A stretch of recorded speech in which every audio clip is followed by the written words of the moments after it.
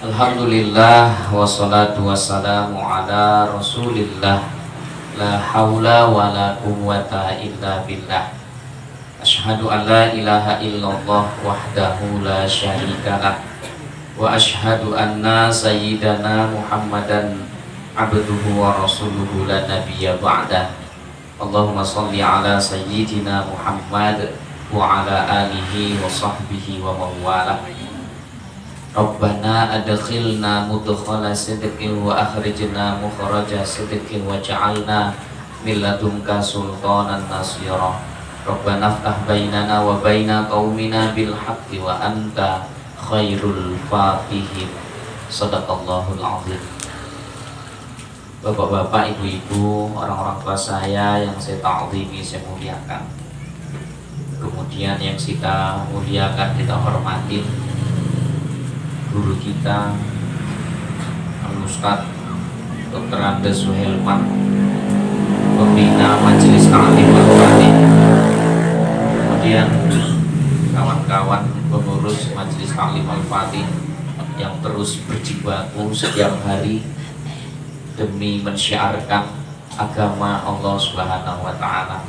Mudah-mudahan keringat capek yang menguras tenaga kawan-kawan semua Allah balas dengan kebaikan yang berlipat ganda. Amin ya rabbal alamin.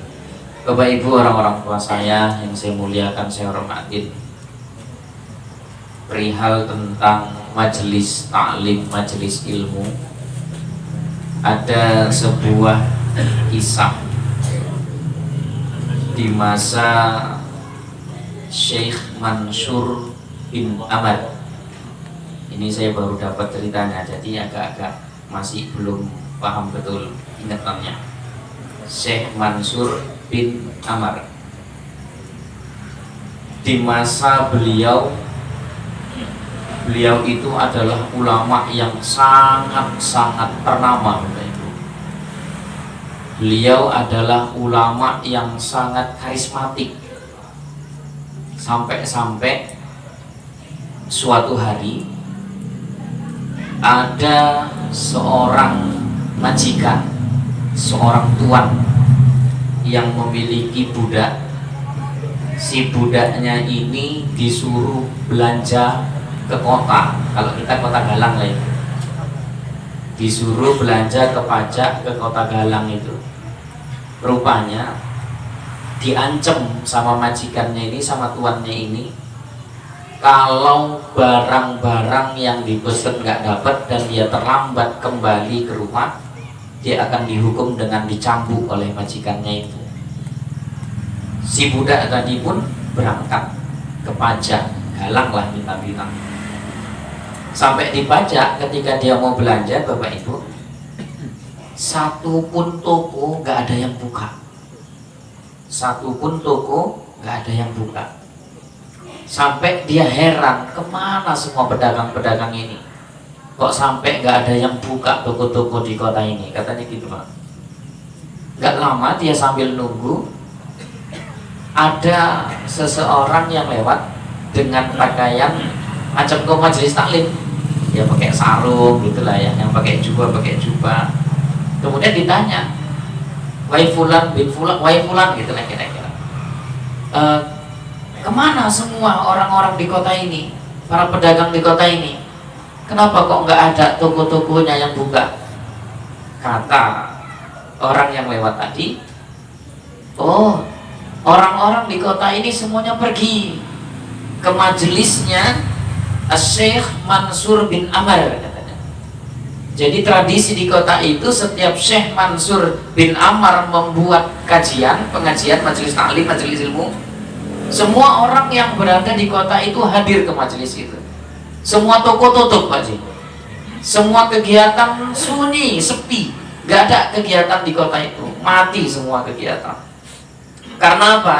Karena datang ke majelis ilmu yang dibimbing oleh Syekh Mansur bin Amar. Jadi ditanya sama si budak tadi, kira-kira sampai jam berapa mereka ikut taklim itu? Dia dibilang sama orang yang lewat tadi, ya sekitar 2 jam lah, katanya. Tunggu 2 jam lagi, insya Allah toko-toko akan kembali buka, katanya gitu. daripada dia nunggu lama 2 jam nggak ada manfaat, si budak tadi ngikut sama orang yang mau taklim tadi. Sampailah ke majelisnya Syekh Mansur bin Amar. Dia duduk di belakang, ibu bapak, duduk di belakang. Ya belakang lah duduknya, kayak Bang Hendra lah kan, belakang. Ya nggak apa-apa. Kayak Tua Mina lah kan, di belakang sana. Ceceknya ini. Dan terus majelis itu berlangsung sampai di saat majelis itu mau ditutup, Syekh Mansur bilang gini, jamaah sekalian, saudara-saudaraku sekalian, adakah di antara kalian yang mempunyai uang 4 dinar? Kalau sekarang kira-kira rupiahnya 40.000 gitu lah ya. Adakah di antara kalian yang memiliki uang 40.000 gitu? Ini bahasa kita ya, jangan ibu bilang 40.000 di sana. Adakah di antara kalian 40.000? Hening semua. Orang memang belum ada yang mulai jualan kok, belum ada yang laku. Memang gitu tabiat manusia dari dulu, Pak. Kalau giliran ditanya untuk sedekah, ingat, toleh gitu. Ya dari zaman dulu kayak gitu. Tapi sekarang di sini enggak, di sini enggak. Semangka masuk, apa masuk. Jadi enggak ada satupun yang tunjuk tangan, Ibu Bapak. Tiba-tiba si budak yang bawa 40.000 tadi, uang dari majikannya, dia tunjuk tangan. Ya Syekh, katanya, saya ada uang 40.000. Untuk apa uang itu, Ibu Bapak? Kata Syekh ini, ada seseorang yang membutuhkan uang 40.000, bercerita dengan Syekh itu. Dan Syekh mengatakan, siapa yang memberi uang 40.000 itu akan aku doakan dengan 4 doa, katanya. Jadi si budak tadi ngaku, saya ada 40.000. Dia nggak mikir uang ini uang majikannya, nekat aja 40.000. Ini bukan kayak viral di apa ya, nanti pikirnya, oh ini pasti mau nanduk 40.000 satu orang nikah. Ini cerita. Iya. Jadi saya punya 40.000 gitu kira-kira. Dia dipanggil, dikasihlah uang 40.000 ini dari si budak ke Syekh Mansur tadi. Karena udah dikasih, si budak tadi nagih, Pak. Ya Syekh, katanya, 40.000 yang kau minta sudah kuberikan. Mana janjimu kau akan mendoakanku 4 doa? Oh iya, silakan, apa yang mau kau doakan? Yang pertama, kata budak tadi ini, ya Syekh, katanya, aku sudah lama menjadi budak dan aku berkeinginan untuk merdeka seperti orang-orang biasa. Kemudian Syekh mengangkat tangan dan berdoa, ya Allah, bebaskan dia dari perbudakan. Semua jamaah mengaminkan doa itu. 1. Nanti kalau ada yang lupa ingatkan ya, terus doanya tadi ada 4, nanti 3 bulan hilang 1 kemana. Yang kedua doanya, apalagi doamu yang kedua? Katanya, ya Syekh, katanya, tuanku, majikanku, katanya, itu orang Islam tapi nggak pernah ibadah, maksiat aja kerjanya.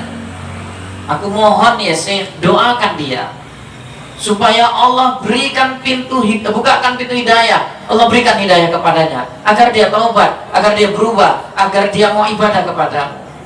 Syekh tadi berdoa lagi, Pak, ngangkat tangan, ya Allah ya Rabb, berikan hidayah kepada majikan si budak ini. Semua jamaah mengaminkan itu. Dan ada 2, Bu. Yang ketiga, si budak tadi ngomong, ya Syekh, tadi kan uang 40.000 itu uang majikanku untuk belanja yang kukasihkan sama Syekh. Doain aku Syekh, biar dapat rezeki 40.000, biar bikin bayar utang sama majikanku. Kata Syekhnya, lu kok sedikit kali tanggung, katanya, Pak. Sis, nggak apa-apa Syekh, yang penting cukup untuk bayar utang aja pun jadi lah, katanya. Syekh angkat tangan lagi, ya Allah, luaskan rezeki budak ini agar dia bisa mengembalikan uang 40.000 kepada si majikannya. Amin, kata orang. Nah, apalagi yang terakhir doanya, dia bilang, ya Syekh, berkat aku hadir ke majelis ini, Aku mohon doakan ya Syekh, diriku, kemudian majikanku, dan seluruh jamaah yang hadir. Engkau ampuni segala dosanya, diampuni segala dosa Allah. Syekh pun mendoakan dan diaminkan oleh semua orang.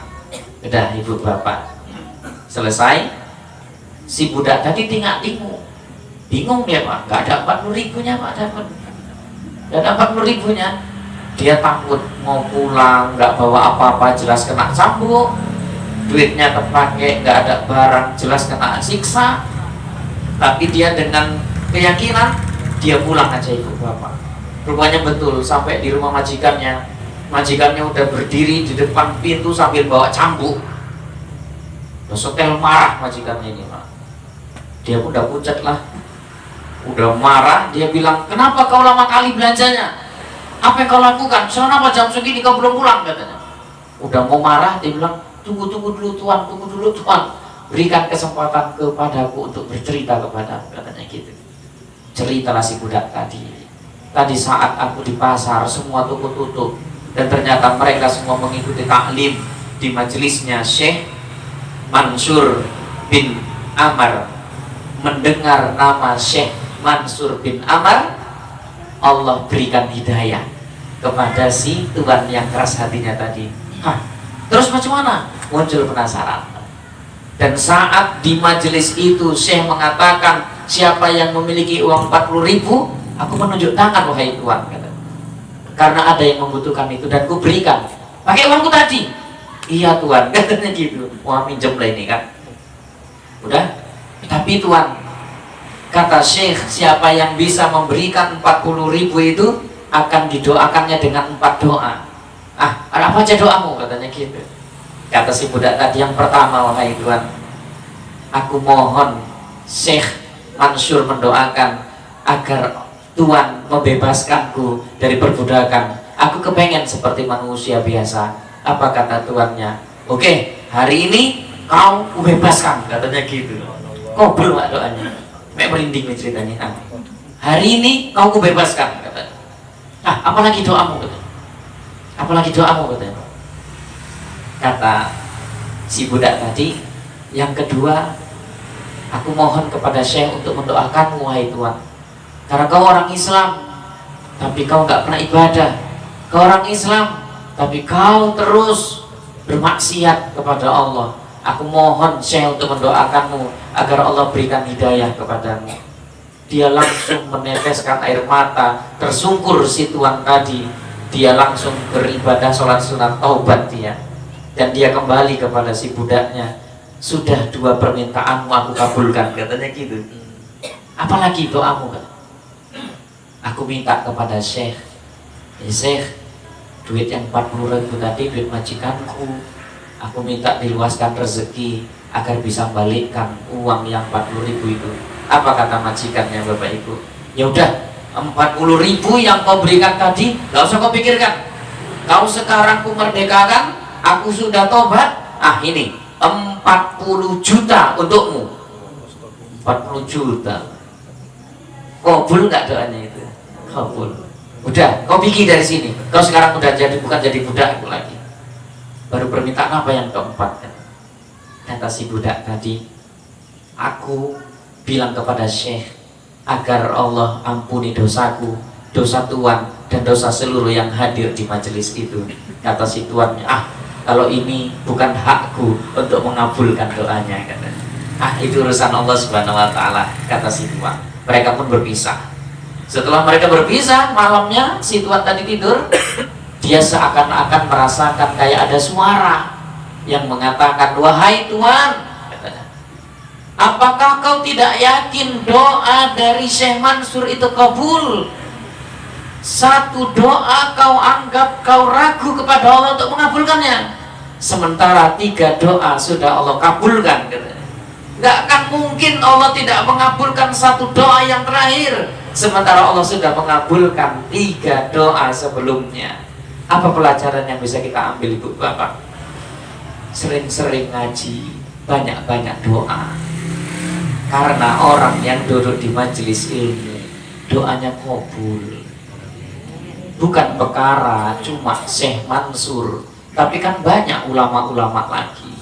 Makanya saya nyemangatin ini cerita di awal supaya kita terus mumpung ngaji gini banyak-banyak doa. Apa yang jadi hajat, apa yang jadi niat minta sama Allah. Allah mengirimkan malaikatnya mengaminkan setiap doa orang yang duduk di majelis ini dimanapun itu.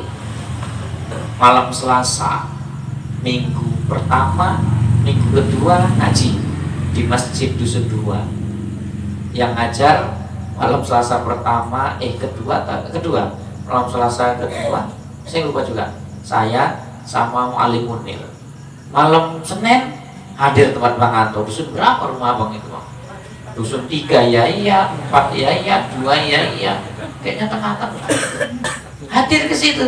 Kita senang Ibu Bapak. Galang suka banyak majelis-majelis ilmu. Galang suka banyak kumpul orang untuk mencari ilmu. Yakin Ibu Bapak, orang yang melangkahkan kakinya menuju ke majelis ilmu berarti dia sedang menuju ke dalam surganya Allah Subhanahu wa taala. Tapi syaratnya satu, mati dulu. Loh ya iya, mau masuk surga yang mati dulu.